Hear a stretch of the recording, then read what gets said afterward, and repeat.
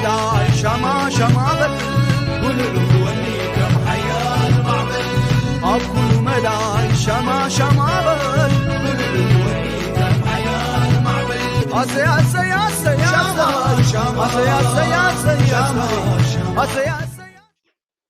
سلام تخطاتلتنا الشانل كم يكنيكم كم يتخونوا سنة كتكوننا وثر من يوتيوم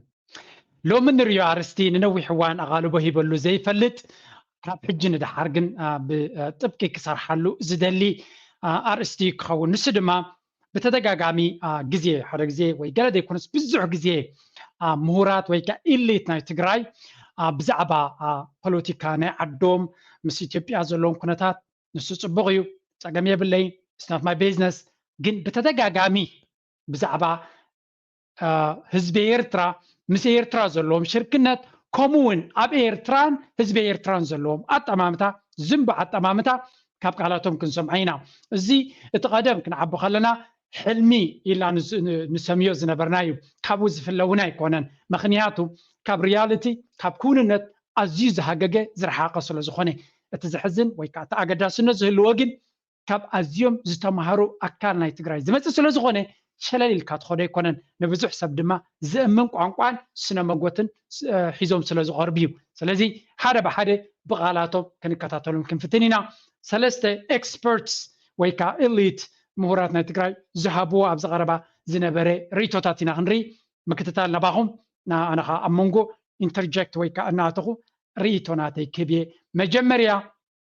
بزيا ناي عباي تقراي ويكا تقراي أبير ترازم الكتا وي زقبانيات بلوي إزناتنا يو خمس جيرنا هذا عبي تقراي كنقبرنا زبلوه بعلم كزاربو ناي بوليتيكاويان مرحتناتهم سكن اسمع let's go first with this one بيراو عباي تقراي زبلي عباي تقراي ناي مريت زي تملسوا مريت على ناتولو أب ناي إرترا كليم تقولون بوتاتات اللهم حرا عفارون له حزي نالبات زو تقراي أب قراو تبزر له حايلتات زخف مكراق فعي وقالات ون زي قلت القات ون جنا زي تمرمرة دعمي كبيت محبراوي قلولاون عسعيبا مليم حزي لما نسألاتو حنا زف ديالو خونتات بزي حلو زي خونتات زي تنسخاتهم تلعلوهم زنوركم ويكا كليم تقولون مريتات نايم بلاس عدل له حزي اسخب سلوخ محبرات سب كان بايتون أجندة الحديث نهز بتجري أجندة ونيو نمت أخذ تحزر لخارطة تجري زي تقبل وصبق context كبكم ويكا background كبكم زيادة حتى زلحتو كابو حداد يكونس كابو سحات بوليتيكاويان ويكا مهورات تجارج مسحتن ديو تزار بوزلو هذا بحدا كرينا ترايد يكونس إزيا أفتكزيو كينات تجارو زجزج سولاب زنبور ويكا قال بوتهدراوي ما بجيروم لزنبور زرب زنبر زرباي سلزي أب كمي كونديشن تزاري بومو حجي كوينا كنريينا قليد ما حج تزاربو زلو دما كن يروم هالو نسون كنريينا ناو تحتو إزنا يقلق وجنادي ولا نايد بس حي بوليتيكاي مرارحة ناي تقرايو إز بزعبا إيرترا زلوم أتعساس باكن ريناج تا مجمريا تن بوليتيكا ودوات أنا أحسن أجندة زي كنا سم أمن كافين كم تسجل راجل كيا حزي شبوطات نقرات مرة حزن إحنا كم بيتنا لو بيتنا مجمريا خلال كم بيتنا ما نفيس صوتنا أنا مرجعتنا أفتو ما نفيسنا رأينا عباي هجرة تجري مساتيو كوت أنكوت عباي هجرة تجري يقولينا هذي عباي هجرة تجري زي الأجندة أبوس حد موسيقى تاتون أتيلو سوون كم تعمل تزرع الكيون ناي بعلون أنا تسمعت حجو ولا تعبر السمالتي ناي هجرنا تحطو هذا وراي بمول هذا هجرنا تحطو وراي الحجو ولا تحطو زي أقدم بينادي هنا وناتون تماسال مارتي أما في سنة بقلتي حتى مزوات المسح زوج أنا يو عباي هجرة تجري كنصرتنا إذا قال بقى مارتي سلا عباي تجري زي الكيو قداي حزين ناي بيتنا قداي راح يكون كله تجري عباي تجري زي أبي سنة حسب سوق إيروس بتوع ملكون كم عنده زجلس هو بتوع ملكون مجلس يوميريو قال اليوم نايت بيلف كادر تاتون بتسيزو تسأليهم عباي تجري كان هنسنا أنا مالون يهرو ريال له طريقة هتلوين هذا إحنا عباي تجري كان كلنا تهملت ناي سلا جزء مريت راح يكون نسون مزعج عباي تجري أبزيا كتر دانا تبو جيرنا كانوا كماس عن زجبان أنت يبلا له زي أبتم إليت ويكابتم مهرات ويقلق أكلا ديكونه زبز حزب تجري زعمنا له ويكا حزب تجري كبلو تبقيش زلوا ዓብ ትግራይ ንምምስራት ይብላ ኣሎ ዳርጋ ካልኦት ፖለቲካውያን ሓይልታትን ኣብቲ ማኒፌስቶ ናይቲ ናቶም ፓርቲ ጥራይ ዘይኮነስ ብዓብዩ ደረጃ እውን ዝስራሓሉ ዘሎ ምዃኑ ይዛረብ ኣሎ እዚ ድማ ኣብ ማሕበራዊ ሚድያ ብተደጋጋሚ መንገዲ ዝተፈላለየ ዓይነት ቋንቋን ጣቋን ሒዙ ዝቐርብ ትዘገርም ክፋል ንሳቶም ዓባይ ትግራይ ክሓስቡ ከለዉ እቲ ካልእ ብካልእ ወገን ዘሎ ህዝቢ ድማ ዕጫናቱ እንታይ ምዃኑ ክሓስቡ ተገበአ ባህላ ያነ ብፍላይ ብዓይኒ ጉርብትናን ብዓይኒ ሕውነትን ክትሪኦ ከለካ ንስኻ ናትካሱ ኮይኑ እቲ ስኻ ትብሎ ዘለካ ረብሓ ናትካሲ ብዋጋ ናይ ካልኦት ህዝቢ ድዩ ክኸውን ድሓን ፅንሒልና ክንሪኦ ኢና ቅድሚ ኣብዚኣ መኻድና ሓንቲ ኩሉ ግዜ ከተሓሳስበኩም ዝደሊ ኣብ ካልኣይ ክፍሊ ዲ ሳልሳይ ክፍሊ ኣብ ናይ ትግርኛ መፅሓፍ ቀደም ዝተምሃርኩም ትዝክርዎ ኢኹም ስሱዕ ከልቢ ትብል ነይራ ዛንታ ማለት እዩ እታ ስሱዕ ከልቢ ከመይ እያ ነዋሕያ ስቶሪ ነይራ ትዝክርዋ ትኾን ኢኹም መቸም እቲ ከልቢሲ ስጋ ሒዙ ይኸይድ ነይሩ ናኸደ ከሎ ብገምገም ብጥቃቃላይ ክሓልፍ ከሎ እንታይ ርዩ ፅላሎት ከልቢ ካልእ ስጋ ዝሓዘር እዩ ስለዚ ኣክንድታ ናቱ ዝበልዕ ክልተ ስጋ ነቲ ሓደ ሕዲጉ ክልተ ዓፅሚ ክሕዝ ስለ ዝደለየ እንታይ ገይሩ ዘሊላ ተቐላያት እዩ እቲ ሓንቲ ዝሓዘ ቐላይ እቲ ዓፅሚ ገጅፍ ስለ ዝኾነ ንታሕቲ ኣትዩ ከውፅእ ኣይክእልን ስለዚ ስስዐ እንታይ ዝገብረካ ነቲ ዘለካ ከምቲ ስእን እዩ ዝገብረካ እዛ ቪድዮ እዚኣ ድማ ኣቐድማ ኣቢላ ዝተገበረት እያ ነይራ ኣብቲ ግዜ ኩነታት ናይ ትግራይ ናው ንቐፅል እዚ ጥራይ ግና ይኮነ ንሓደ ሰብ ኢለ ሪያክት ኣይገብርን እያ ወይ ንሓንቲ ኩነት ኢለ ኣይኮንኩን ብዙሓት ስለ ዝኾኑ እዮም እተን ክብል ከሎ ህዝቢ ትግራይ ዓብይ ታሪክ ኣለዎ ዓብይ ስልጣን ኣለዎ ዓብይ ባህሊ ኣለዎ ማለትና እዩ ኣብ ዓባይ ትግራይ ዝነበሩ ስልጣናታት ኣብቲ ስልጣን ንሱ ኣብቲ ትሕቲ ስልጣን ንሱ ዝነበሩ ህዝብታት ናብ ሓደ ክመፁ ኣለዎም እንታይ ማለትና እዩ ሓደ ዓይነት ስነልቦናዊ ኣረኣእያ ሓደ ዓይነት ፍልስፍና ገስጋሳይ ዝኾነ ፍልስፍና ሓደ ዓይነት ባህሊ ስነ ሓሳብ ኣረኣእያ ዘለዎም ህዝብታት ኣብ ቀርኒ ኣፍሪካ ዘለዉ ተደሚሮም ክመፁ ኣለዎም ናብ ሓደ ክመፁ ኣለዎም ኣብ ፅላል ዓባይ ትግራይ ክውደው ኣለዎም ትግራይ ኣብ ቀርኒ ኣፍሪካ ኮርሴት ወይ ከዓ ፅልዋ ምሕደሪት ሃገር ክትከውን ኣለዋ ኣብ ቀርኒ ኣፍሪካ ማለትና እዩ ከምኡ ኮ እንድሕር ኮይኑ ናይ ሚኒሊክ ሸርሒ ክነፈሽል ኣለና ናይ ሸዋ ነገስታት ሸርሒ ክነፈሽል ኣለና ናይ ሕወሓት ትህመት እውን ክነፈሽል ኣለና ዓባይ ትግራይ ክንብል ከለና ተሓዝንያ ሽጉጥ መስል ካርታ ናይ ሚኒሊክ ካርታ እያ ናይ ሃይለስላሴ ካርታ እያ ናይ ሕወሓት ካርታ እያ ዝሕፅኒ ካርታ ፈፂምና ይንቕበሉ ንሕና ማለት ህዝቢ ትግራይ እውን ይቕበሉ ናይ ሕወሓት ካርታ ብሕታዊ ካርታ ናይ ቲፒኤልኤፍ ተሓይዙ ይቕበሉ ስለዚ ዓባይ ትግራይ ክንብል ከለና ኣብቲ ትሕቲ ስልጣን ንሱ ዝነበሩ ህዝብታት ናብ ሓደ ክመፁ ኣለዎም ማለትና እዩ ኣብ ኤርትራ እውን እቲ መሬት ኣይኮና ንብል ዘለና ኣብ ኤርትራ ብፍላይ ህዝቢ እዩ ህዝቢ ኤርትራ ህግደፍን ህዝቢ ኤርትራን ክንፈል ኣለና እዚ እውን ምስ ሻዕብያ ዘይተዓፀቦ ፋይል ኣሎ እቲ ፋይል ንሱ ንኸፍቶ ኣብ ህዝቢ ኤርትራ ሕሳብ ንምውራድ ዘይኮነስ ኣብ ህግደፍ ሕሳብ ንምውራድ ክኸውን ዘሎ ከም ባይቶና እምነት ማለት እዩ ከም ባይቶና ኣብ ህዝቢ ኤርትራ ዝበፅሕ ዝኾነ ግፍዒ ኣይንቕበልን ክንቃለሶ እውን ኢና ቀፃሊ ለባማት ኤርትራውያን ኣሕዋትና እውን ስለ ዘለዉ ትግራይነቶም ዝኣምኑ ኣብ ናይ ዓባይ ትግራይ ፕሮጀክት ዝዓሰሉ ጀጋኑ ኤርትራውያን ኣለዉ እዮም ስለዚ ኣብ ኤርትራ ናይ መሬት ሕቶ ዘይኮነስ ናይ ህዝቢ ናይ ስልጣን ሕቶ እዩ ዘለና ናይ ባህሊ ሕቶ እዩ ዘለና ኣብ ኤርትራ ማለት እዩ እቲ ናይ ሚኒሊክ ሽርሒ ናይ ምፍሻል ሕቶ እዩ ዘለና ናይ ሕወሓት ድኽመት ናይ ምዕራይ ሕቶ እዩ ዘለና ንሕና ህዝብታት እውን ክህልው እዮም ከም ንኣገው ዝበሉ ከም ምናልባት እቲ ሳቶም ክዛረቡ ከሎ ትግርኛ ስለ ዝኾነ ኩሉ ክትርጉመልኩም ኣይኮንኩን ቁርብ ኣብ ከሎ ሪፍሌክት ጥራይ ክገብረሉ እንታይ ይብል ኣሎ ሕጂ ኣብ ኤርትራ ኣብ መንጎቲ ስርዓትን ኣብ መንጎቲ ህዝብን ፍልልይ ከም ዘሎ ኣብ ዝኾነ ሃገር ከምኡ እዩ መንግስትን ህዝብን ፈላሊኻ ምርኣዩ ኣገዳሲ እዩ ግን እቲ ኣዘራርባ ናትካ ሓደ ቀዳማይ ነገር እቲ ስልጣን ትብሎ ዘለካ ነዊሕ ታሪክ ዝገበረ እዩ ስለዚ ምናልባት እቲ ንነዊሕ እዋን ዝቐፀለ ሕጂ ንድሕሪት መሊስካ ክትቅይሮ ትኽእል ነገር የለን ሓደ ኣብ ሪያሊቲ ክትነብር ኣለካ ካብ ሕልሚ ካብ ፋንታዚ ወፂኻ ወይ ካብ ኣብ ርእስኻ ትሰርሖ ዘለካ ፊልሚ ኣብ ተግባራውነት እዛ ዓለም ከም ዘላ እታያ ዘላ ሕጂ ሰብ ካልኣይ ኣብ ህዝቢ ኤርትራ ክዛረብ ከሎ ሂሃስ ቱ ቢ ቨሪ ክሊር ህዝቢ ኤርትራ እንታይ ዓይነት ህዝቢ እዩ ትሽዓተ ብሄር ዘለዎ ክልተ ሃይማኖት ዘለዎ እዩ ሶ ዊች ፓርት ኦፍ ህዝቢ ኤርትራ ኢኻ ትዛረብ ዘለካ እዚ ብሕቡእ ገይሮም ዝዛረብዎ ከምዚ ፅቡቅ ቃላት ሕውነት ዘለዎ እዩ ዝመስል ነው እዚ ሰብ እዚ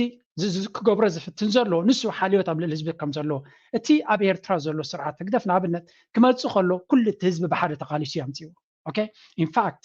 ምናልባት እቲ ታሪክ ናትኩም ቀደም ከምኡ ዝብለኩም ኣይረኸብኩም ክትኮኑ ትኽእሉ ኢኹም መብዛሕትኦም ነቲ ናትኩም ዘጣቅዑ ስለ ትሰምዑ ዘለኹም እዩ እቲ ሓቂ ግን እቲ ታሪክ ንስኻ ተንብቦ ዘለካ እታ ክልል ትግራይ እውን ክትረኽባ እቲ ኢትዮጵያ ዝበሃል እውን ንክትረክብ ህዝቢ ኤርትራ መንእሰይ ኤርትራ ወዲቑሉ እቲ ኩነታት ስለዚ ነቲ ንስኻ ዘለካ ሕርያ ካልእ ድማ for some reason እንታይ እዮም እቲ ህዝቢ ኤርትራ ኣይግደስን እዩ ኣይፈልጥን እዩ ዝብል እምንቶ ስለ ዘለዎም ብዙሕ ከምኡ ስለ ዝሰምዑ ድዮም ኣብ ርእሶም ኣትይዎም ኣይርዳእንን እዩ ን26 ዓመት ኣብ ስልጣን ከለኹም ኣብ ኣዲስ ኣበባ nobody ካባኻትኩም ብዛዕባ ህዝቢ ኤርትራ ተዛሪባ ይፈልጥኒ ወይ ሓልዮት ከም ዘለኩም ፍቅሪ ከም ዘለኩም you never mentioned that okay ولا ሓንቲ ብዛዕባኡ ዝዛረብ ኣካል ኣይነበረን ኩሉ እቲ ዝነበረ ሕልምን ተግባርን ነቲ ኣብታ ኢትዮጵያ ኮይንካ ኣጀንዳኻ ንምስላጥ ነይሩ for some reason ታና ኢትዮጵያ ኣጀንዳ ክሰልጥ ስለዘይካለት ሕጂ ፍሉይ ሓይሊ ሓልዮት ናይ ኤርትራ ዘለካ ኮይንካ ምቕራብ ንህዝቢ ኤርትራ ንገለገለ ከተሽክዑ ትኽእሉ ኢኹም ከም ናትኩም ኣጀንዳ ዘለዎም ከም ናትኩም ረብሓ ዘለዎም ሰባት ምስኹም ክዝምሩ ክእሉ እዮም ዝበፅሕ ህዝቢ ኤርትራ ግን ህዝቢ ኤርትራ ዝተፈላለየ ባህልን ልምድን ዘለዎ بهاجر درجة حبيرو زخيد دامبر كم تنسخون قنچيلكم تريوا زلهم زنتن تبلوا دلهم ايكونن سلازي بزعبا ايرترا زمدنا وقربتنا تزاربت تخينكم كل غزي بخبرنا يتزب انت تزاربكم زحشي مثلني كم زعينت قانقوا دما كاب ايرتراويان بكل وجنكم تصكم مخانو كرداكم يخل زحلفه قلت 3 عامت ززمص اخا زربا نافزبي تدربيون يركا تزب دما نعوزتاك عنزكم اسعني ريغله كفال تميديا ونتناتكم يجماعه نيريو حجيكم يكونن زلو تجيم تغيريو حادث نزك تحلموا خلكم زنبركم كستات ناي تግራይን ሕጅን ሓደ ይኮነን ስለዚ በትሽዑ ዝነበረ ዝኸይድ ዝነበረ አይዲዮሎጂ ኣብ ምንታይ በፅሓ ትግራይ እቲ ዞባ ድማ እንታይ ኣጋጢሞ ንማንም ዝጠፋ ይኮነን ተመሊስካ ኣብ ከምዚ ሕጂ ኩነታት ከለኻ ድማ እዚ ዓይነት ቋንቋታት ክመፅእ ከሎ ነቲ ህዝቢ ትግራይ እቲ ኣብ መንጎ ምስ ጎረባብቲ ምስ ካልእ ህዝቢ ዘሎ ዝምድና ብኸመይ ክፀልዎ ከም ዝኽእል ዘይምርድኦም ብሓቂ ዘተሓሳስብ ንቐፅል كمان زول هزتكم كلنا يعني ብዛዕባ ሃገሮም ብዛዕባ ኩነታቶም ክዛረቡ nobody has a problem ብዛዕባ ናይ ካልኦት ሃገራት ብዛዕባ ካልእ ግዝኣታዊ ልኡላዊ ሃገርን ህዝብን ኣቲኻ ውሽጥኻ መቃቂልካ ናትካ ኣጀንዳ ከተሳልጥ ምፍታን እሞኻ ብወታደራዊ ፈቲንካ ዘይሰለጠካ ክነሱ ክንደይ ግዜ ተፈቲኑ ኮይ ኢቭን ናይ 2000 ዝነበረ ኩነታት ብባድመ ዝጀመረ ኣብ ዓሳብ ዘዋግእ ምክንያት ኣይነበረን እንታይ ግን ዕላማ ንጹር እዩ ነዛ ካርታ እዚኣ ንምትግባር እዩ ነይሩ ስለዚ ኣይተሳለጠን ሽዑ ምስቲ ኩሉ ሓይልኻ ደጊምካ ካልኣይ ግዜ እውን ፈቲኑ ኣይሰርሐን ስለዚ እቲ ቋንቋናትኩም ተቀየርኩም ነቲ ህዝቢ ምስ ጎረባብቲ ዘለኩም ዝምድና ክሕግዝ ይኽእል ኢለ ኣድቫይስ ይባነ ተመሳሳቶም እውን ናይ ዓባይ ትግራይ ስልጣነ ዘስተማቀሩ ብዝተወሰነ መልክዑን ዝቐፀሉ እዮም ናይ ላሊበላ ስልጣነ ክርኢ ንኽእል ኢና ንኣብነት ማለት እዩ ኣብ ጎንደር ዘሎ ሓደ ተኣሽሙ እውን ክንርኢ ንኽእል ኢና እና እዞም ህዝታት እዚኣቶም እውን ሰናይ ክኾኑ ዝደልዩ ትግራይ ዓምራራይ ወይ ከዓ ጨፍላቂ ኣይኮነን ትግራይ ንብዙሕ ሺህ ዓመታት ኣብ ቀርኒ ኣፍሪካ ኣብ ላሊ ማእኸል ናይ መንግስቲ ኮይኑ ንብዙሕ ዓመታት ፀኒሑ እዩ ትሕዝኒ ካርታ ትግራይ ኩሉ ትግራይ ክቕበሎ የብሉን ዝብል ኣረኣይ ኣለኒ ኣብዚ ናይ ዓባይ ትግራይ መሬት ንብሎ ዘሎ ህዝታት ከዓኒ ምስቲ ናይ ካሊእ ሕዚ ዘሎ ትግራይ ብሓደ ኮይኑ እዩ እቲ ናይ ሃገር ሕቶ እውን ክሓትት ዘሎ ተደሚሩ ንወይኑ እቲ ተገዲፉ ዘይኮነስ ኣብ ተመሳሳሊ ሰዓት ኣብ ተመሳሳሊ እዋን ኣብቲ ጉዳይ ዕሲልና كنروح لنا خلينا نقول كالعلة هذا من الوقت هذا تقرأ فتهم زحلف وشو ما أنت تشعت توارح بإتراويان سراوي قبل على الإزباط صحيح قفعي ما عليه يازي ولو زي يقصر بسون كيف تصمي الكازي تحسون قفعتها تفتيهم يوم سلازي إذا هزبي إذا سراوي تزيد فترة هزبي كم يجرك أيو حاوك أيو الكازي ربز خد بتمساسالي أم عرب تقرأ أو دو تقرأ كاب أم حرا كابتن وسنا وسن زلوا هزبتات زوج حيله خواني خليه تدرجوا بتسرعة الآخر ويقول قوي أنت رستنا يزرفان نيسر كن دليل تكون لمد زلوا كفال حبرات السوق خواني خليه أو هزبنا زفت أو موقفعي كاب هزب حليفون أو إنساون زي محر زنا بالخناتاتين زي هزب تقرأ حوك أيل كاناي مؤمن ويكاناي تقبل أن أنا مال أجندة خمي جركم كفل سوق وتقولوا بصراحة قد ما تكون تات زنا بركم كم قوام أفتي خارج قراب تات أبزوريات تقرأ زلوا قراب تات حزوم بتمساس على دي كم يجرك قبل أن يكون حزوم مناتو نايتي قفعي قفت تشكامي تتصفعي تقتلعي تجفجفي تحرداي سفل عليه بقى على زي لزوم بعد زغل زغبر زنا تحبرت تسوي تجبر أي زي كم يجرك قبل أن يكون حسوب بتأجندة سو يريدكم له سرعتيو تم سراوي بلوغام من الوضع ترى زي تراسكيو تعم خبيز هنا قفعي مو كاب حدا حاو حزب زهونه كالي نوز مسل حزبي أب عالمنا حزب تقرأي حاو ثلاثة بعد تقطير حونتون كاف ثلاثة بعدهم زي وزح ما نون قحدة زي خل يسياس بعلون قحدة زي خل نهزب يرتاح في تقرأي تقرب حاوي ولا عالمنا مالتي زي حق سلاز هنا مزي ذكر خرط لي عود راحي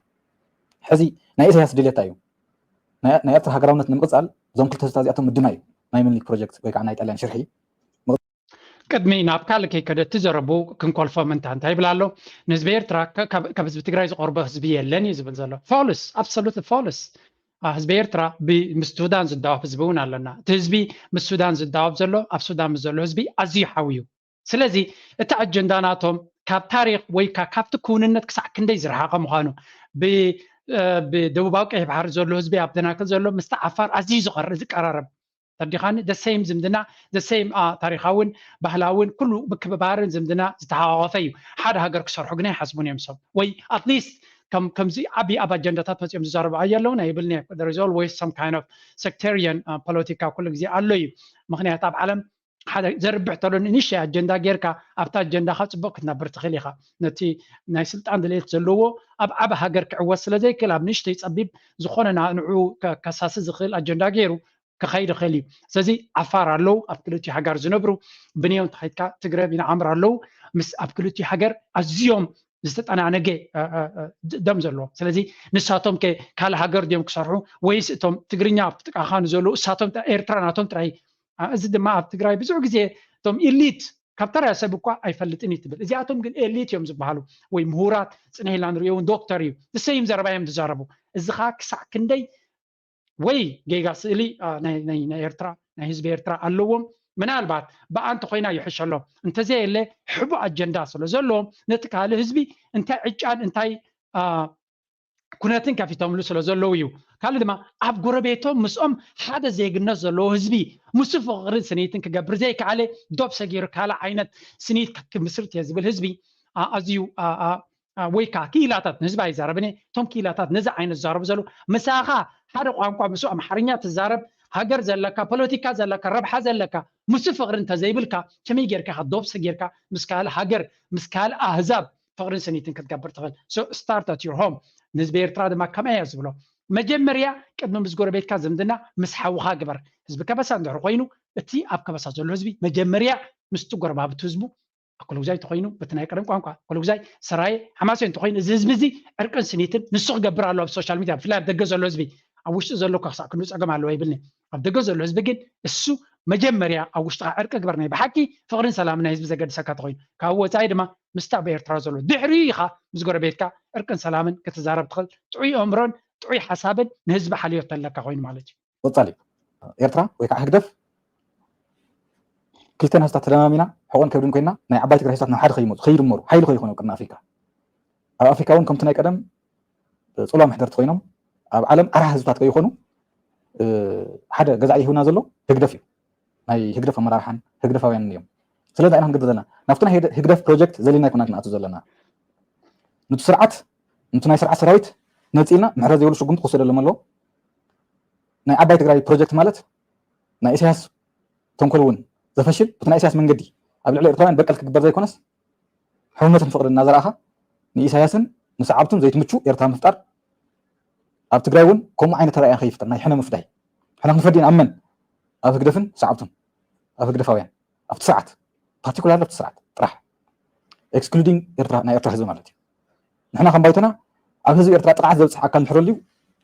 ከምታ ህዝቢ ገበርናያ ተጋድሎ ክንጋድል ኢና ዘለና ህዝቢ ኤርትራ ናይ ዓባይ ትግራይ ሓደ ህዝቢ እዚ ሓደ ርኢና ኣለና ኣብ ጉዳይ ባዕሉ ሕጂ ናብ ኔክስት ክንሰግር ኢና ቅድሚ ናብ ምስጋር ነዚያ ክንሰምዕ ካልእ ኤክስፐርት ድማ ክንርኢ ኢና ዶክተር እዩ እዚ ሕጂ ንሪኦ ፒኤችዲ እዩ ናቱ ርእቶ ድማ ኣብዚ ቀረባ ዝወፅእ ሓበሬታ እዩ Okay, so now let's continue to the next one. ሪፈረንደም ክገብር ኢኻ ትብል እዚ ክትገብር ከለካ እቶም ማሕዙት ተጥሪ ኢኻ እዩ ዲፕሎማስያዊ ድጋፍ ትረክብ ንሕቶኻ ምክንያታውነት ተላውሶ ዓለም ሕቶና ምክንያታዊ ምዃኑ ፍትሓዊ ምዃኑ ክትርዳእ ምግባር ማሓዙት ምፍራይ እሱ ጌርካ ትግራይ ትመልሳ እሞ ብድሕሪ ኢኻ ናይ ሃገርነት ሕቶ ትሓትት ኣብዚ ግን ቅጣሓስ ዘይብሉ ነገር መሊስና ትግራይ ናብ ኢድና ነእትዋ ቀዳማይ ስራሕና ክንብል ከለና ምስ ዜን ተሓዊሰን ተላዕተን ዝበፅሕ ሕቶታት እያ ናይ ኢኮኖሚ ነፃነት ናይ ፖለቲካ ነፃነት እንታይ ድኾን ዝበሃላ ማለት እዩ መጀመርያ ስስ ክንህነፅ ትካልስ ክንህነፅ ዝበሃል ተደጋጊሙ እውን ስለ ዝበሃሉ ኣይትኽእልን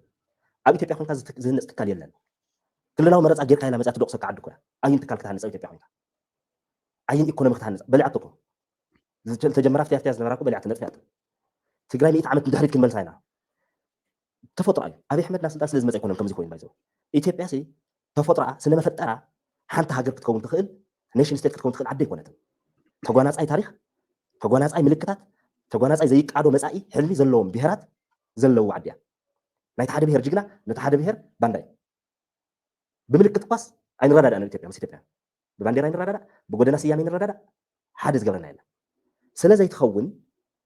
ትግራይ ናባዕለ እየ بسرون ناي تكون بيرحتو نير واسل زي فلت زي كموزاي ناي وانነት ناي اونرشيب حتو ينايتد حتو بعلت هاجر اي هاجر كورلو ينا نزلنا هاجر كونتو خوينتي نمتا يلدن تالت عنتو سلام لمعت ديموكراسي الاسكي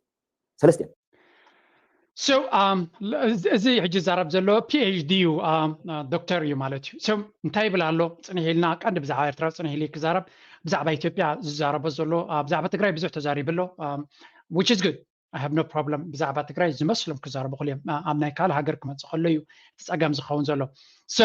እንታይ ብላሎ መሲልኩም بزعبه ኢትዮጵያ ኣብ ኢትዮጵያ ዝኾነ ዕጫ የብልናን ከም ተጋሩ ይብላሎ ዝኾነ ይኹን ምስ ኢትዮጵያ ከም ሃገር ክትቅጽል ኣይትኽልና ታ ኢትዮጵያ ተራደ ኩነስ ተጋሩ ድማ ቦታ ክሎ ማይክል ይብላሎ if that was the case let's say እስከበት ቃልናቱን ወሰዶ ኮመንት ዝኸውን ነይሩ 26 ዓመት ህወሓት ኣብ ስልጣን ከሎ ዝለዓለ ፖለቲካዊ መርሕነት ከለዎ ክገብርን ክገድፍና ካለ ከሎ ስለምንታይ ሽዑ ክሕሰበሉ ይከኣለን እዞም ደኳትር ሎምሪ ተረዲእዎም ኮይነት ኩነታት ወይ ሽዑ ክዛረቡሉን ክብልዎን ኣይከኣሉን ኮይኖም ስለዚ ካብ ሪያሊቲ ተበገሰ ባህግናይ ትግራይ ሃገር ትግራይ ንኸተቆም ድሌን ተዝህሉ ነይሩ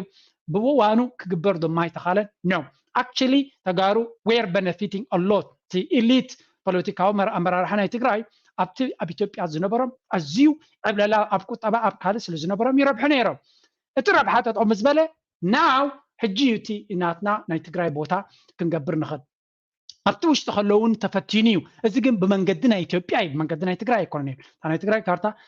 ካብ ቀደም ኢና ንሰምዓ ነርና ባት ብኸመይ መንገዲ ትግራይ ሓንቲ ስቴት ነፍሳ ዝኻለት ክትግበር እንተዝድለ ነይሩ I think it was possible ኣብ ስልጣን ኣብ ኣዲስ ኣበባ ካለኻ ክትገብሮ ከኣዲስ ኣበባ ምስ ወፃእኻ ትገብሮ ግን እቶም ካልኦት ስቴትስ ከፍቅዱልካ ኣይክእሉን ወይ እቶም ካልኦት ክልላት ከፍቅዱልካ ኣይክእሉን ወይ ከዓ ሴንትራል ጋቨርንመንት እውን ከፍቅደልካ ኣይክእልን እዩ ምክንያቱ ናትካ ግዜ ስለዘይ ተጠቀምካሉ so ንመለስ ሕጂ ናብቲ ናትና ጉዳይ ክመጽ እዩ ኣብ ኢትዮጵያ ከለዉ ኩሉ ዓይነት ጽልዋ ከለካ ናትካ ውሕስነት ናትካ ሕብረት ከተረጋግጽ ዘይልካ እቲ ዝገደደ ድማ ምስቲ ኣብ ጎረቤትካ ዘሎ ብመሬት ብኩሉ ብሽርክነት ብኩሉ ክራኸበካ ዝኽእል ምስ ፍቅርን ስኒትን መስሪትካ ክሰርሕ ተዘይክኢልካ ኢንተርናሽናል ዶብ ንዘለዎ ህዝቢ ነዊሕካ ብውሑድ እስከ ደሓን ንኣሽሓት ዓመታት ኣይትቃጸል ጥልያን እንግሊዝ ገለመለ ክገዝዋ ከለዎ ኤርትራ ካል ሃገር እያ ነይራ ንስኻትኩም መፂኹም ትቃለሱ ላይ ነበርኩምን ኦኬ እቲ ህዝቢ ኣብኡ ዘሎ ድከቱ ፀግብ ነይሩ ንስኻትኩም ፅቡቕ ነይርኩም ኣይተገዛእናን ኢልኩም ትዛረቡ ብዙሕ ግዜ ኤርትራ ግን ድከታ ፀጊበ ድሕሪኡ ድማ ነዊሕ ቃልሲ ገይራ ብዙሕ ቀያሕትን ፀለምትን ከፍ ኢሎም እቲ ህዝቢ ውሑድ ክነሱ ብዙሕ ዋጋ ከፍ ኢሉ ሃገሩ ኣውሒሱ ብሬፈረንደም ድማ እንደገና ኢንተርናሽናል ሬኮግኒሽን ረኺቡ ዶብ ዘሎ ሃገር ኩሉ ነገር ዘማለ ሃገር ኢኻ ትዛረብ ዘለኻ ስለዚ ብዛዕባ ሃገር ክትዛረብ ከለኻ ቆንጪልካ ሕብረተሰብ ወሲድካ ካልእ ኣጀንዳ ውሽጢ ሃገር ክትፈጥር ምፍታን ፀላእቲ ምብዛሕ እዩ ኣብ ኢትዮጵያ ዘለዎ ጎረባብትኩም ድሕሪ ምሳቶም ፍቅሪ እንተዘይብልኩም ኮይንኩም ተወሳኺ ፀላኢኹም ኣብ ኤርትራ ትምስርቱ ዘለኹም ዕርክነት ኣይኮንኩም ትምስርቱ ዘለኹም ምናልባት ሓደ ረብሓ ዘለዎም ሰባት ነቲ ናትኩም መዝሙር ዝደግሙልኩም ኤርትራውያን ክህልዉ ይኽእሉ እዮም but these are not representative of ናይቲ ህዝቢ እቲ ህዝቢ ኣዝዩ ብዙሕ ህዝቢ እዩ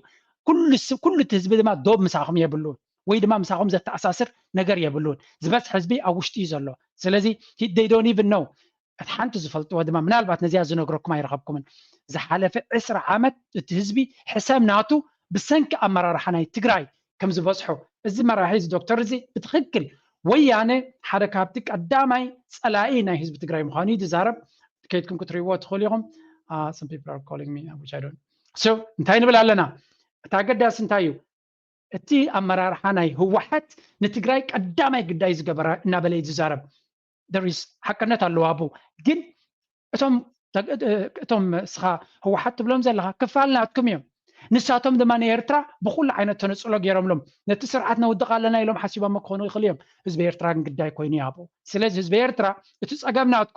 ፀገም ናቱ ብናይ ትግራይ ኣመራርሓ ከም ዝመፁ ስለዝፈልጥ እዚ ትብሎ ዘለኻ መሊሱ ፅልእ ዝፈጥር ዳ እምበር ፍቅሪ ዝፈጥር ኣይኮነን ስለዚ እንተኽኢልኩም ጉዳይ ናይ ዓድኹም እንተገበርኩም ኣብቲ ናይ ዓድኹም ፖለቲካዊ ኩነታት ተተዛረብኩም ይህም ተበልኩም ፅቡቕ ካብ ወፂኻ እዚ ብተደጋጋሚ ብኩሎም ዓይነት ምሁራት ኢና ባህልቲ I think እቲ ትምህርቲ ናቶም ሞር ምስ ኤርትራ ዘተሓሓዙ ይመስለኒ ኩሉ ግዜ ብዛዕባ ኤርትራ ክትዛረብ ምፍታን ግን ፅቡቕ ኣይኮነን ነቲ ህዝቢ ድማ ፅቡቕ ሕውነት ንክገብር ኣይሕግዝን እዩ ዘሎ እዚኣ ክንብለኩም ንደሊ ካብ ፅልእ ዝተበገሰ ኣይኮነን ግን ሽርክነት ናይ ህዝቢ ፅቡቕ ጉርብትና እንድሕር ኮይኑ ዝድለ ዘሎ እዚ ሕልምታት ናትኩም መፈፀምታ እንተገበርኩምሉ ዝሓሸ እዩ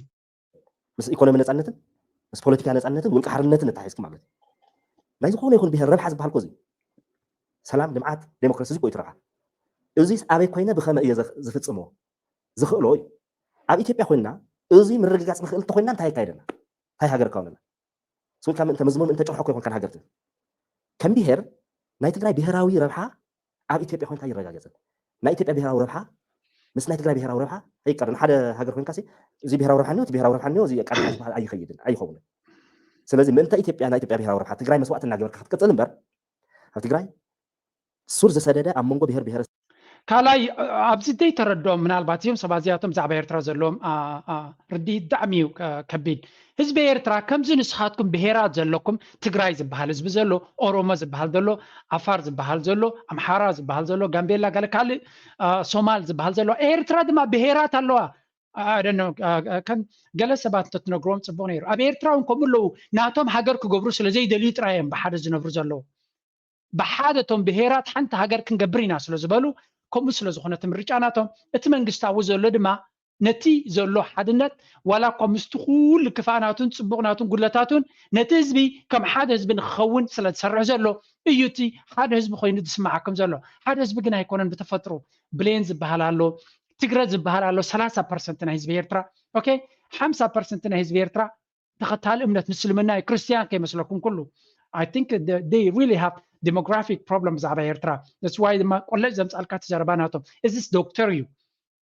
كلت بخلت من قدي وي أي فلتني تغللا وي ما أزي حدا جنيا زخونة تحسس باي زلوا choose one كبعتهم حنتيا تا كونتات أي فلتني قبل هاي كلنا بيجين تلو خينو respect لأنني تمرتي انتاي يجد حبوا أجندة حما أجندة حدا جنيا أجندة سلزلوي سلازي كم تنسخة تقراواي أبي إثيوبيا وحسنة يبلون الكات سكاف زلخة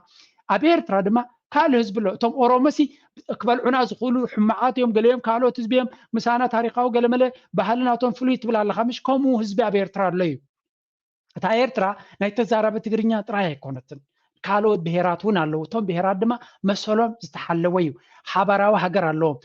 እዚ ሓድነት ዶ ፍቅሪ ዶ ክንብል ከለና ነቲ ህዝቢ አከምዛ ዓይነት ኩነታት ንኸይወርድ ከም ሓንቲ ሃገር ንክሓስብ ስለ ዘገድስ እዩ ኣነ እውን ኣብኡ ዘይሳተፍ ዝነበርኩ እቲ ኩነታት ናብ ካልእ ከይከይድ ምክንያቱ ነባር ስርዓት የለን ኣብ ኤርትራ ዘሎ ስርዓት ከም ካልእ ስርዓታት ኣብ ዓለም ዘለዉ መድረኹ ሒዙ ክሓልፍ እዩ ምስ ሓለፈ እዚ ዝረአ ዘሎ ሕማቕ ኣጀንዳታት ፅባሕ ንጎነታ ሃገር ነዚ ኢትዮጵያ ፈጢርዋ ኣሎ ዝብሎ ዘሎ ፀገም ደሰይም ኣብ ኤርትራ ክኸውን እዩ ስለምንታይ ኢትዮጵያ ሕማቕ ዓዲ ስለ ዝኾነት ኣይኮነን እቲ መንግስቲ ኣብ ውሽጢ ዘሎ ሓድነት ንኽፍጠር ስለዘይ ሰርሐ እዩ ንኣብነት 26 ዓመት ትግራይ ህወሓት ኣብ ስልጣን ከሎ ነቲ ህዝቢ ፍቅሪ ንክህልዎ ይገብር ነይሩ ግን ብኣፉ ይብል ነይሩ ብተግባር ግን ምናልባት ህዝቢ ኣይተቐበሎን ንትሶም ዝብልዎ ዝነበሩ ኣብ ኤርትራ ግን እቲ ዘሎ ድኽነት ማዕረ ስለ ዝኾነ ኣብቲ ህዝቢ እቲ ዘሎ ሽግር ማዕረ ስለ ዝኾነ እቲ ዘሎ ፀገም ማዕረ ስለ ዝኾነ እቲ ፀላኢ ብፍላይ ብመራርሓ ናይ ኢትዮጵያ ዝመፆ ዝነበረ ድማ ንኩሉ ስድራ ብማዕረ ስለ ዝሃርመ ዝነበረ ተመሳሳሊ ፅልእን ሕማቕ ርድኢትን እዩ ዘለዎ ብዛዕባ ጎረባብቲ ሃገራት ናይቶም ዝበደልዎ ሓይልታት ማለት እዩ ኣብ ልዕሊ ህዝቢ ፅልኢ የብሉን እዚ ትዛረብዎ ዘለኹም ግን ነቲ ዝነበረ ቆስሊ መሊስካ ዘራኽስን ዘኽፍእን እምበር ዘሕውክ ከም ዘይኮነ ክርዳእኩም ይደሊ ሰባት ዘሎ ጥርጣረን ዘይምትእምናንን ጥራሕ ዘይኮነስ ተዓንተዎ ዝበልኩ ኣብ ሕልፍና ይንረዳዳእን ኣብ ህልውና ይንረዳዳእን መፃኢ ይንረዳዳእን ሓደ ክንኮነ ይንኽእልን ትካል ምህናፅ ኣይከኣል ዴሞክራሲ ምስራሕ ኣይከኣል ልምዓት ምምፃእ ኣይከኣል ምእንተ እዚ ኢና ሃገርና ንኸውን ንብል ዘለና ግን ሕዚ ናይ ቀዳምነት ዝበልከ ድማ ካብዚ ይፍለ ፕራዮሪቲ ሂብና መጀመርያ ትግራይ ናብ ኢድና ነእትዋ ብድሕሪ ናይ ሃገርነት ጉዳይ ንገብር ማለት እዩ ክብሪ ሃበለይ ሕጂ ተሓቶ ኣዝያ ኣገዳሲት እያ ቀንዲ ነዛ ቪድዮ ክገብራ ዝገደደና ድማ እዚ ፕሊስ ላይ ግበሩ ነዚ ቻነል ድማ ሰፖርት ግበሩ ዝፀልዎ ኣይተሳኑን ዶክተር ዝመስል ፅቡቅ ግዜ እንዳሃብካኒ ስለ ዘለካ ኣብቲ መወዳእታ ካልዕሎ ዝደሊ ሓሳብ አንቶ 5 ድሓር ሻርሻ ወሰካ ልውዕል ፕሪቶርያ ብኣግባቡ ንክፍፀም ዝብል ኣብቲ ሓንሻይ ዘልዕልካዮ ብፍላይ ከዓ እቲ ትግራይ ምስ ጎረባብቲ ዓድታት ዘለዋ ርክብ ዳግማይ ክትሪኦ ኣለዋ ዝብል ነገር ማለት ሕዚ ኣብቶም ዝሓለፉ 2-3 ዓመታት ብፍላይ ምስ ጎረባብትና ዝነበረና ርክብ ከመይ እዩ ነይሩ ዝብል ብደንቢ ኣሽሙ ንክንገብር ከመይ ኢና ክንቀፅል ዘለና ዝብል እውን ብደንቢ ዘዘኻኸረና ጉዳይ ነይሩ ብፍላይ በዚ ብደቡብ ምስ ኣምሓራ በቲ ብሰሜን ምስ ኤርትራ ዝነበረና እዚ ምናልባት ትግራይ ሕማቕ ስለ ዝነበረት ኣብቶም ዝሓለፉ 30 ዓመታት ነዞም ጎረባብቲ ዓድታት ሕማቕ ስለ ዝነበረት ድያኹም ዓይነት ሕዚ ስርዓት ንወይኑ ካብ ህዝቢ ነፂልና ንርኣዩልና የኺደና ድዩ ምስሩ ከም ህዝቢ ኣብ መንጎ እቶም ህዝብታት ስሩ ዝሰደደ ፅላኣት ወይ ከዓ ኣንፃር ህዝቢ ትግራይ ዝተሰለፈ ህዝቢ የለን ኢልካ ምብጋስ ዘይትኽእለሉ ኩነታት ድዩ ዘሎ ኮይኑ ብሰራዊት ምስራሕ ጥራሕ ብፍላይ ኣብ ኤርትራስ ምስ ኤርትራ ዘለና ርክብ ዳግማይ ክሪኦ ኣለና ክንብል ከለናስ ትግራይ ስለ ዝደለየትስ ህዝቢ ኤርትራ ኣይደሊ ማለት ድዩ كم إلنا هنقص لنا أم حارو زلنا ركب كهم خط اللي خليه مريتنا وليرو سلام نقبل كلام ناس تجاي سلام سلة اللي راح ركبنا مسام حارة الحزون دقينا خريص لازل الناس بسوم كنسمع مع مالتي أمون مالت أبها جن حزب سرت ديو ركب مسقورة بتنازل لنا ركب السنة سلام أو خير زغير كم إنا نقانيو عفتهم من قصة نتبز فاز مرح زلوا من قصة زلوا لنا ركب سنة بحكي تقعد وديونا بحكي بعرق سلام ويكان بحكي بزتن بتنسخات دليل بحكي زك أنا من قصة ديوم كم إنا هنقدر نخل نبات ونات كم مرة تزحزو من قدي كل خير كم والكون كم إلي تون عاوز بدي زلك ريتو تعيو تقرأي بحاجة أقول لك زي سلام وخانو جن بزي تردر كلنا نسمع معلي بزي حطوهم زملس قداس سبلا فلينا ባህሪኦም ተፈላለዩ ስለ ዝኾነ ፈሊና ኢና ክንሪኦ ዘለና ትግራይ ንኩሉ ከባቢ ህዝቢ ሕማቅ ስለ ዝነበረት ድዩ ዝበልክዮ ኣይኮነትን ህዝቢ ትግራይ ምስ ማንም ሕማቅ ኣይኮነን ምስ ማንም ፀላኢ ዝበሃል ህዝቢ ኣብዚ ክንብል ከለና ስናብ ኣምሓራይ ጥራሕ ኮና ንሪኦ ከባቢና ክንብል ከለና እቲ ከባቢ እዚ ብምሉእ ክሳብ ሚድል ኢስት ዝኸድ እውን ምርኣይ ከድልየና እዩ ናይ ህዝቢ ትግራይ ይረክብ ማለት እዩ ህወሓት እዩ ምስ ኩሎም ፀላኢ ገይሩና እዩ ኩሎም ክፀልኡና ዝገበረት ህወሓት እዩ ምስ ኣምሓራይ ዝነበሩ ንኣምሓራይ ናይ ኢትዮጵያ ብሄር ብሄረሰባትን ዝሃቦ ዴፊኒሽን ካሊእ እዩ ንህዝቢ ትግራይ ዝሕልቕ ናይ ህዝቢ ትግራይ ብሄራዊ ረብሓ ዘሰስን ኣሰራርሓ ንካይዳን ኣይኮነን ዝኽተል ነይሩ ማዕረ እዩ ንህዝቢ ኤርትራ ከም ካሊእ ህዝቢ እዩ ዝሪኦ ከም ሓወይ ሓደ ህዝቢ ምዃን ኣይኮነን ካሊእ ህዝቢ ናይ ባዕሉ ተኣሽሙ ዘሎ ምስ ኣምሓራይ ሓደ ህዝቢ ትግራይ ምስ ህዝቢ ኣምሓራ ዝህልዎ ርክብ ረብሓ መሰረት ዝገበረ ክኾነ ኣለዎ እዩ ኣነ ዝብል ዘሎ ምእንቲ ሓረስታይ ኣምሓራይ ህዝቢ ትግራይ ክስዋዕ ይብሉን ክስዋዕ እዩ ዝፍከረሉ ምክንያት የለን ዝስወሉ ምክንያት የለን ስለዚ ምስኦም ብሄራዊ ድሕንነተይን ብሄራዊ ረብሓይን ምስ ነፀርኩ ነታ ብሄራዊ ረብሓይን ብሄራዊ ድሕንነተይን ምስ ዝህልዎም እንድምታ ብኣኣ መሰረት እየ ዘዛመዶም ንዓ ይፃብኡኑ ዶ ይከላኸሎም ንዓ ይድግፉ ዶ ንደጋገፍ ዶ ማለት እዩ ኣነ እውን ድግፈሎም ሰው ድግፉ ቅድሚ ናብ ካልእ መኻዱ ናብ ኤርትራ ከእቶ ከሎ እዚ ዝብሎ ዘሎ ኣዘራርባ ኣይሆፕ ኣብቶም ኢሊት ናይ ትግራይ ጥራይ ይተርፍ ኾን ምክንያቱ እዚ ህዝቢ እዚ ከምዚ ዓይነታት ተሓሳስባ ዘሎ እቲ እንኮ ንሱ ዝሓስቦ ዘሎ ሃገር ሓደ ቋንቋ ዝዛረብ ሓደ ባህሊ ዘለዎ እንተኮይኑ ጥራይ እዩ ብናቱ ኣተሓሳስባት ሃገር ፅቡቅ ክኸውን ዝኽእል ዝብል ርዲኢት እዩ ዘሎ መብዛሕትአን ሃገራት ዓለም ሃገራት ኣፍሪቃ ከምኡ ይኮናን ዝተፈላለየ ባህሊ ዝተፈላለየ ኣነባብራ ዝተፈላለየ ልምድታት ዘለዎም ቋንቋ ዘለዎም ህዝቢ እዮም ተኣኪቦም ሃገር ኮይኖም ዘሎ ምስ ኣምሓራ ምስ ጎረቤትካ ኣምሓራ ምስኡ ፍቅርን ስኒትን ክትገብር ክሳዕ ክንዲ ዝፅልእ ዘለካ እንተኮይኑ ኣብ ኤርትራ ዘሎ ካልእ ዓይነት ብሄራት ከተጥፎ ወይ ከዓ ከም ፀላኢኻ ክትሪኦ ፀገም ከም ዘይብልካ ቃላትካ ይምስክር ብኻልእ ዘራርባ እንታይ ዝብል ዘሎ ኣምሓራ ብኻልእ ካብኡ ስለ ዝርሕኩ ቋንቋኦምን ኣካይዶምን ዝተቀራረቡ ክነሶም ከም ዓብ ፀላኢ ገይርዎ እዩ ዝሪኦ ዘሎ ኦሮሞ ከምኡ ኣብ ኤርትራ እቶም ካልኦት ብሄራት ሃይማኖቶምን ካልኦት ከም ኦሮሞን ኣብነት ትግሬ ካሊእ ቋንቋም ሃይማኖቶም ካብ እስልምና እዩ ክርስቲያን ኣይኮኑን ስለዚ እንድሕር ንስኻ ምስ ጥቃኻ ኣምሓራ ዝበሃል ሃይማኖቱ ሓደ ቤተክርስትያናቱ ተመሳሳሊ ቋንቋ ጥራይ ካባኻ ዝፍለ እንድሕር ኮይኑ ንሱ ክሳዕ ክንዱ ፀላኢ ጌርካ ትሪኦ እንተለኻ ኣብ ካልእ ሕብረተሰብ ከመይ ጌርካ ሓደ ዘርብሕ ዓይነት ሽርክነት ክትፈጥር ትኽእል ስለዚ እቲ ኣይዲዮሎጂ ናቱ ክሳብ ክንደይ ዝንቡዕ ምዃኑ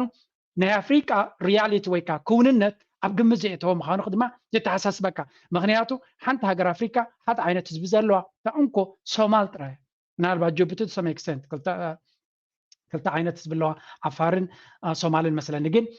ሶማልያ መብዛሕትኡ ሶማላዊ መበቆል ኣለዎ ግን ኢቭን ሓደ እንተለካ እውን ጋራንቲ ኣይኮነን ስለዚ ዝበዝሐ ሃገራት ዝተፈላለየ ዓይነት ህዝቢ ተኸባቢሩ እቲ ነቲ ሓደ እናኽበረ ምስቲ ፍልልያቱ ተኸባቢሩ ስለ ዝነብር እዩ ፅቡቅ ሃገር ዘለዎ ባት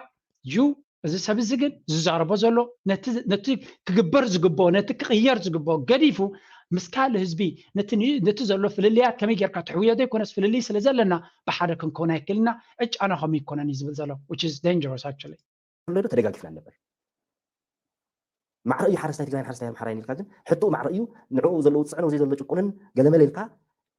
ኣብ ትግራይ ናይ መስኖ ስራሕቲ ዓፂኻ ኣምሓራ ናይ መስኖ ስራሕቲ ክኽፈት ምግባር ግን ናይ ጥዕና ኣይኮነን ስለዚ ትርክብ እዚ ጌጋ ነይሩ ብስሩ ተባህላ ባዕሉ ዴፊኒሽን ጌጋ እዩ ነይሩ ክስተኻኸል ኣለዎ ምስ ናይ ትግራይ ብሄራዊ ረብሓ ይቅድም ዘለዎ እዩ ምስ ብሰሜን ዘሎ ኤርትራ ምስ ዘሎ ህዝቢ ከምኡናት ሓደ ህዝቢ እዩ ክልተ ህዝቢ ኣይኮንናን ኣብ ክልተ ሃገር ግን ተኸፊልና ኣለና ኣብ ክልተ ሃገር ብምኽፋልና ጂኦፖለቲካዊ ናፅነት ዘይብሉ ህዝቢ ኮይና ኢና ማንም እናመፀ እናቆራመመ እናሸራመመ ዝወስደናን ዘብለናን ህዝቢ ኮይና ኢና ስለዚ ምስ ህዝቢ ኤርትራ ህዝቢ ከምኡ ይደሊ ዶ ናይ ኤርትራ ህዝቢ ከምኡ ይደሊ ዶ ከምቲ ንሕና እንደሌለና ዝበልክዮ ኣነ ቤስት መርኣይ ዝኾነና ኢለ ዝሓስቦ እዚ መስከረም ሓደ ዝነበረ ኩነታት እዩ ዕርቂያ ተፈ You see, the same ideology, كل جت حزب حدا هنا كل كله ኣብ 1998 ሓደ ህዝቢ ናይ ኢልካ ግን እቲ ሰፊሕ ወራርን ብዙሕ እልቂት ዝተፈፀመሉ ውግእ ክግበር ከሎ ነዚኦም ሕጂ ፀላእተይ ኣትብሎም ዘለው ዝበሃሉ ዘለዉ ህዝብታት ኦሮሞ ድያ ኣምሓራ ምሳቶም ኮንካ ካብ ኤርትራ ብርቱዕ ዝኾነ ውግእ ኣብ ምናልባት ሓደ ካብቶም ዝኸፉ ኩናት ኣብ ዝቐረባ ሂስትሪ ብደረጃ ዓለም የዛረብ ዘሎ ኮይኑ ሓሊፉ ስለዚ ንዑ ክትገብር ከለካ እዚ ዓይነት ኢዲኦሎጂ ብቐጥታ ኣይነበረን ሎሚ ግን ኣብ ካብ 2018 ድዩ ተረዲእኩም እዚ ኩነታት ከም ብሓድሽ ቋንቋ ሒዝኩም ሓድሽ ሪያሊቲ ቅድሚ 100 ኣሽሓት ዓመት ንዝነበረ ታሪክ ሪቫይቭ ንክትገብሩ ትፍትኑ ዘለኹም this is not true እዚ ትብልዎ ዘለኹም ካልእ ኣገም ተደጋጋሚ ሓደ ህዝቢ ኢና ክብል ከሎ ኩሉ ግዜ እቲ ሓሳብ ናቱ ንፁር እዩ ነቲ ትግርኛ ተዛረበ ህዝቢ ኣቕሪቡ ነቲ ካልእ ንምርሓቕ እዩ ዝብል ዘሎ ንኩሉ ኤርትራዊ ማዕረር እዩ ትብል ዘለካ ግን እቲ ጎረቤት ኣምሓራ ግን ብምንታይ ስነ መጎት ይከርሕቆ ዝኽእል ወይ ነቲ ኦሮሞ ስለዚ እቲ ሎጂክ ናቱ ትሱ ዝጥቀመሉ ዘሎ ስነ ኩነት ባዕሉ ይደፍርሶ ስለዚ ሕማቕ ምዃኑ በቲ ናቱ ኣዘራረባ ጥራይካ ትርእዮ ማለት እዩ ስለዚ ንቐፅል ፈፂሙ ምስ ተባሃለ ዛላምበሳ ዝነበረ ናይቶም ህዝብታት ርክብ ህዝቢ ስሱ ኦርዲነሪ ህዝቢ ሓትንኦ ዘላቶ ሓትና ኣፍ የላታ ሓደ ህዝቢ ጥሒሱ ቦርደር ኣብኡ ዝነበረ ናይ ሰራዊት ሰልፊ ዘብዒ ጋርዲ ገለመለ ሒሱ ኣትይኮ ተሓቋቂፉ ህዝቢ again ኣብቲ ኩነታት ናይ ኢትዮጵያ ናይ ኤርትራ ምስ ተኸፈተት ህዝቢ እታ ኣብ ዶብ ዘሎ ህዝቢ ፍቅርን ስኒትን ዝመራዓውን ዝዋሰብን ምዃኑ ማንም ዝክሕዶ ሰብ የለን but if you go to ተሰነይ ዓሊ ግድር ተኸይድካ ምስቲ ኣብ ሱዳን ዘለካ ተመሳሳሊ እዩ እሳቶም ሓደ ሃገር ድዮም ክኾኑ ብዓፋር ተኸይድካ the same logic ትረክብ ኢኻ እሳቶም ካልእ ሃገር ድዮም ክኾኑ ስለዚ ኤርትራ ኣብ ክንደይካ ክትመቕላ ደሊኻ ዘለካ ኢንፋክት እታ ካርታ ናትኩም ግን ነቲ ኩሉ ዓፋር ወላ ምስ ትግርኛ ዘይተሓሓዙን ናትና ኢልካ ዝግብት ዓይነት እዩ which is ናይ ምግባት ሜንታሊቲ ዘለዎ ዘይናቱ ናይ ዘማዕዱ ዓይነት ባህሪ ኢና ንርኢ ዘለና እቲ ዝርብሽ ዘሎ ተው ዘሎ ስርዓት ካልኣይ ድማ ናይ ተውዚ ዝነበረ ስርዓት ፍልስፍናዊ ስሕተት እዩ ናይ ፖለቲካ ኢኮኖሚ ፍልስፍናኡ ስሕት ምዃኑ ስለዚ ምስቲ ህዝቢ እሱ ዝፈላለ ረብሓን ዝፈላለ ናይ ድሕንነት ጉዳይ ነው ይኮነን ዘለና ሓደ ተጠፊት ሓደ ጠፋ እዩ ዝድሕነሉ መንገዲ የለን ሓደ ህዝቢ ስለ ዝኾነ መጻኢና እውን ነፂልካ ስለ ዘይረአ ስለሱ እዩ ሪዲፋይን ክግበር ኣለዎ እንደገና ንሪኦ ኣለና ብኡ ልክዕ ድማ ክንሰርሕ ኣለና again this is ዝብሎ ዘሎ ሓቂ ይኮነን ጥልያን ኤርትራ ክጭፍጭፋ ከሎ ንዓኹም ኣይጨፍጭፈኩም for example እንግሊዝ መፅኡ ሓደ እንተተጎዲት ሓደ ጉዳይ ኣይኮነን no it's not true ህዝቢ ኤርትራ እዚ ኩሉ መስገድላት ክሓልፍ ከሎ ኢትዮጵያ ኣይተገዛእትን ኢኹም ትብሉ ስለዚ ኣይተገዛእኹምን so you didn't see the harsh reality ኤርትራውያን ዝረኣይዎ ስለዚ ዕጫናትና ሓደ ኣይኮነን ዕጫና ዝተፈላለየ እዩ ነናትና ታሪክና ካይዳን እዩ ዘለና ነናትና መግዛእቲ ስኻትኩም ይብቲ ምግዛእት ትብልዎ ዘለኹም ደርጊ ዘብፅሓልኩም ክኸውን ይኽእል እዩ ህዝቢ ኤርትራ ግን ካብ ነዊሕ እዋን እዩ ክጭፍጨፍ ፀኒሑ ግብፃውያን ጨፍጪፎሞ ተቕድሚኡ ዝነበረ ደግደፎ ድሕሪ ቱርካውያን ኣለዉ ድሕሪ ጥልያን መፅዩ ድሕሪ እንግሊዝ መፅዩ ድሕሪ ሃይለ ስላሰን ደርጊ መፅዮም ዝገደፍሉ የብሎምን እዚ ግን ናባኻትኩም ክንዱ ይነበረን እቲ በሰላም ስምራት ናቱን ዋላ ተቃልሲ ናይ ትግራይ እውን ተሪና 17 ዓመት ናይ ኤርትራ ግን 30 ዓመት እዩ ወሲዱ ስለዚ ብኩሉ ሓደ ዕጫ ኮይኑና ኣይፈልጥን እዩ ምስ ጎረባብትና ፍቅርን ስኒትን ኣገዳሲ እዩ ኣነ እንታይ እየ ዝብል ናተይ ኣረዳዳ ሓደ እዩ ህዝቢ ኤርትራ ምስ ሱዳን ዘለዎን ህዝቢ ኤርትራ ምስ ኢትዮጵያ ዘለዎን ህዝቢ ኤርትራ ምስ ጅቡቲ ዘለዎን ምስ ካልኦት ዘለዎን ማዕረ ክኸውን ዘለዎ ፍሉይ ዝኾነ ስፔሻል ሪሌሽንስ ኣገዳስነት የብሉን የስ ኢትዮጵያ ቨሪ ስትራቴጂክ ዓባይ ሃገር እያ ብፍሉይ ምስ ኢትዮጵያ ክንሰርሕ ንኽእል ኢና እንድሕር ኢልካ ፋይን ምስ ህዝቢ ትግራይ ጥራይ ብፍሉይ ክንሰርሕ ኢና ዝብል ኣይደ ኣጀንዳ ግን ፅቡቕ ኣይኮነን ወላ ብኢኮኖሚክስ ተሪኻዮ ህዝቢ ትግራይ ብፍሉይ ንህዝቢ ኤርትራ ረብሓ የብሉን ወይ እቲ ትግራይ ዝበሃል ንኤርትራ ብፍሉይ ረብሓ ይብሉን ኢትዮጵያ ከም ሃገር ንኤርትራ ረብሓ ኣለዋ ሽርክነት ንክትገብር ሱዳን ዓባይ ሃገር ስለዝኾነ ሽርክነት ኣይወፃና እዩ ቢዝነስ ማለት ሽርክነት ስለዝኾነ እንካን ሃባን ስለዝኾነ ስለዚ ናይ ትግራይ ኢሊት ንኤርትራ ክጥምትዋ ሓቆም እዮም ብዙሕ ፀጋታትን ብዙሕ ኣድቫንቴጅን ዘለዋ ትግራይ ጥራይ ዘይኮነስ ዋላ እቲ ዓባይ ኢትዮጵያ እውን ከምኡ ንዑ ጥራያ ትጥምት ነቲ ዘለዋ ፀጋታት ቀንዲ ምስራሕ ናብ ኤርትራ ጥራያ ተቋምት ዘላ እዚ ከዓ ኣይጠቐሞምን ክሳብ ሕጂ መመሊሱ ኣብ ሽግሪ ይእትዎም ኣሎ ለና ሕዚ ዝተበረዙ ዝተበላሸዩ ርድኢታት ብዙሓት እዮም ኣብዚ ውሎ እውን ርድእቱ ምብልሻ ሓደ ነገር ክነግረኪ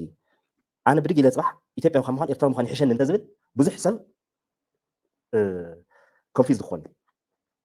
ኢትዮጵያዊ እየ ንክብል ስኸፍ ዘይብል ኤርትራዊ እየ ማለት ካልእ ዝመስሎ ማለት እዩ ሕዚ ብውልቀ of course ኤርትራ እኮ ብለካ ኣለኹ ነዊሕ ታሪክ ኣለዋ ነዊሕ እዋን ኢኻ ካብ ትግራይን ኤርትራን ወይ ካብ ኢትዮጵያን ኤርትራን ካብ ዝፍለያ ትማሊ ይኮነን ተፈላለየን ነዊሕ ታሪክ ኣለወን እቲ መግዛእታ እውን እቲ ካርታ ናይ ኤርትራ እውን እኮ ጥልያን ቅድሚ 100 ዓመት ዝገበሮ ኢና ንዛረብ ዘለና ስለዚ ኤርትራዊ እያ ክትብል ያ ሰብ ይግረም ኢትዮጵያዊ ምዃንካ ግን ዘገርም የብሉን because you've been like that for a very long time ስለዚ ትብሎ ዘለኻ ኮንፊውዝ ዝገብርዎ ሓቅኻ እዚ ናውልቀ ነገርክ ዘሎ ናውልቀ ርድኢተ ህዝቢ ትግራይ ንኢትዮጵያ ናይ ተጋሩ ክገብራ ኣይኽእልን ዓቕሚ ይብሉ أنت ويلك 10 مليون زي ما اللي هزي 100 مليون زلوا إثيوبيا مبزح زي قعدوا نجار زلنا ما يتجار حاجة كن جماعي نخيله أنا زردني أتراجع ما يتجار حاجة كن نخيله That's it. كبافة سمعكم إثيوبيا وحدة سلزخنا هاجر نتا إثيوبيا خنقوا عطرة فتيني 26 عمد تجارو باور أب سلطان يروميم 26 عمد سلزي كم تناوت ايديولوجي بلين أبس مرا متينا نتسلط عنكن حزينا قنبل كلنا وي ساهو متيوم نتسلط عنكن حزينا قنبل كلنا كم غيركم صدوم تجراي وحد زبيو بمنطر حزبنا إثيوبيا خطري خلقها مالتيو 3% وي 4% أوروملو كبابي 35 مليون زخون دارجا شوعت عصفنا حزب تجراي مخافت سنتر نايتي إثيوبيا زبحال زلو تعدي سابا نعطوم زخوني بجيوغرافيكا بقى ما متعز زلو أمحارة 3 مليون كبابي حزب اللو زيد ما بزح حزبي سلازي تجراي أب إثيوبيا 26 عامة أب سلطان كسرنا كله لك كم حدا بهيرنا يرترا أب سلطان كوينو نسخ بالكله سلين تايب لالو أب رياليتي إثيوبيا تجارهم قبره ما ينخلينا أب يرتراجن زك علي بلالو أنت عينة نجار نمزرع يزي ethnicity بهير أوز بلو زلو نا بهير هاجر نخان سلازي حسب زلوي how bad it is بتعمل حما مايند سيت كل سب دما كناك حلون كقالسون زلويو يزبلانه حدا عقم سئينو إني حاوي تجارنيو عقم سئينو خلاي عقم سئينا له قالوا زي حدا كم زنات كايديولوجي زلهم تزاربت تقرنيا من البعض نعم تقين كحويت بدلها كم زنات كايديولوجي زلهم عقمي بلو من بيرترا مغنيات تزبي بخوما يكونن تناص نوتام سي ويكا كم عينات مرجع ايكونن مريصو تيس خاز مرص كا تزارب زلها قانقا نتنا تግራይ نتنا ኢትዮጵያ ኩነታት ከቢድ ገይርዎ ዘሎ ከም ዝናት ካዩ ጸቢበት ሓሳስባ በሃገር ደረጃ ክሓስብ ዘይክል አተሓሳስባ ስለ ዘለካ ከምዚ ዓይነት አተሓሳስባ ዘሎ ውሕዳት አለው ወይ በኤርትራ ንሳቶም ካ አይ ሆፕ ስልጣና ይረኽቡን ኾኑ አይ ሆፕ ቦታ ይወሃበውን ኾኑ ምክንያቱ ጸቢብ ረብሓ ከሳልጡ ስለ ዝፍትኑ ነቲ ሃገር ኣብ ዕግርግር ክእትዋ ምክንያቱ ብሓይሉ ክገብርዎ ይክሉን እዮም بجيوغرافيكا أقامة تاريخها زبط حزب إيرترا ويكات زسفح مريتنا إيرترا كالو بهيراتي زغمت على زلو أتي تقرنيا تزارب أب كبساي زلو بحافشة كنريا خلنا سلازي التسخات زاربو زلخا أزراربا أب عدنا نغياتو يونايتد منيتون because that's dangerous زي قلت هاجر تخافي لا عقم خص انت غير عقم حلو وقت نايو على هاجر نايو بوتا تبحرون كون من يخلي بس درجة زي نحسبنا دحن المسعد دحنتنا بهراو هلاوينا كم حدا حزبي نحسبنا خنت يد انت زي كيلنا بس أنا تتأمامتنا طفاتنا مستهزئ حتى تزقبو سرعتني كحتى الله تجاوز فترة سرعت كحتى الله عفتز نبرة ناي جنوسايد عمتات ولا يوحدو ناي تجراي انتت زدنا قصومن او قلنا هزو تجراي تطويلهم دمص ام زسمعون إرتراويان زحاتون عبد الجزلو في اللاي مالتي على إثيوبيا جن ولا حدا لا تجراي جنوسايد زدنا قصومن مخنياتو إثيوبيا نتجار يكونت إنها تجار فكوني تخذ تجار كتأفت الدنيا مستوصل لهزبي هلونا كان دحنا كان راح كان مسارات جاك آخر تتجار أوكي wait a second أبزيارة يواجه تجارو إسران شدشان ويكا تهوحات إسران شدشان عمد باور أبدي سابان هيرو تجراي دما تكنيكال بخول definition أكلنا إثيوبيا مريج أنا تكالسنا تجراي سلزو خنبر أبتسان حد الناس إنه تمسر خبه إن تجراي تجنس لا يخلني يرو يبلي أعمل يروي سلزي انتهي بلا لزي እቲ ትግራይ ዝወሰደቶ ስጉምቲ ምናልባት ሪሊ ሪፍሌክት ክትገብር ተኮይንካ እቲ ህዝቢ ብየማንኩምን ብፀጋምኩምን ዘሎ ምሳኹም ሓደ ዓይነት ዜግነት ዘሎ ሓደ ዓይነት ዕጫ ዘሎ ሓደ ዓይነት ህይወት ንስኻትኩም ተመሓድርዎ ዝነበርኩም ንሱ ክድንግፀልኩም ተደይክኢሉ why do you think that ስለምንታይ ከምኡ ክኸውን ክኢሉ why don't you look around yourself ኣብቲ ከባቢኹም ኣብቲ ዙርያኹም ክትፍትሹ እንተትኽእሉ ዝሓሸ እዩ እምበር ንህዝቢ ኤርትራስ ብርቱዕ ዝኾነ ውግእ እኳ ኣካይድኩም ኢኹም ኦልሬዲ እቲ ክልቲኡ ሃገራት ክልቲኡ ህዝቢ ኣብ ብርቱዕ ዝኾነ ደማዊ ግርጭታት እዮም again እቲ ጄኖሳይድ ዝበሃል ዘሎ እውን ክሳብ ሕጂ ፕሩቭድ ኣይኮነን ኣሎ we didn't see the proof أمريكا ونت جنوسايد إثيوبيا فتصيمات تبل نيرا دحرتي ناي بريتوريا سمع نتا إثيوبيا عليها مغنياتو إثيوبيا شركة نت مسابي سلو زلي زلو نمان قريفهم نتا كل جزء تقاملاشم إيرترا تبل يوم قريفهم زلو كل زد أوجس خايدة قبل لما حراي يخون بكال زنبر قريفهم متوانقة مغنياتو بتسمع ناي بريتوريا تصابوتات نخين جبرا وش تهاجر سلست فرارملو أبتي سمع إيرترا سلزين برد كل تستجبر قفعي نبي إيرترا زغن عيز جبر وزلو that's not right الزدما نتزمدنا نايتي قربات هاجرات صبغاي كونن I think نو حياة فيديو نحججن أبزغ قد فلكمي أفكال جزء كم زعينة ريتو خمسة please نزل channel support جبرو بزحات زداهم أي واحدون ስለዚህ ላይክ ግበሩ ሰብስክራይብ ግበሩ ናትኩም ሪቶ ናትኩም ሓሳባት ጉድለት ተሎ ናተይ ይኹን ናቶም ኣብ ኮሜንት ሴክሽን ባህናጽ መንገዲ ግደፍና በልኩ ናይ ሎማ አርስቲ ኣብዚ ኹዴ ኣብ ካልእ ስራሕ ክሳብ መራኸብ ጽቡቕ ይምነየልኩም ቻው ሕብረተሰብና ንክቕየር ነፍስ ወከፍና ክንክተሎ ዘለና ካብ ኤስያውያን ብፍላይ ካብ ቻይናውያንን ህንዳውያንን ክንመሃሮ ዘለና እዩ እዚኦም ሕብረተሰብ እዚኦም ነፍስ ወከፍ ሳንቲም ኣብ ዘይ ቦታ ኣይትወድቕን እያ ዘይድልዮም መጋየፂ ኣይገዝኡን እዮም ገንዘቦም በኣገባብ ይሕዝዎ ኢንቨስት ይገብርዎ ستوك ماركت كمون كريبتو أزيا قداسي أبزي كالاي السومن دقومن أب تمرتي بفلاي دما أب IT أب إنجينيرينج أب بيزنس زلا على تقرلهم that's why دما مايكروسوفت جوجلن بهنداويان كمون أب كال يسياويان زمركم سالساي دما نفس وكف زلوهم جنزب أب عدوم جزاجي بيزنس بمهنات يوم زعبيو نزك حق الزخل سفر عليه بروجرام لنا كم أمن خن عبي كن قتلون كن مهارون زلنا ونيو سلازي تتوقعوا لبلاكم thank you very much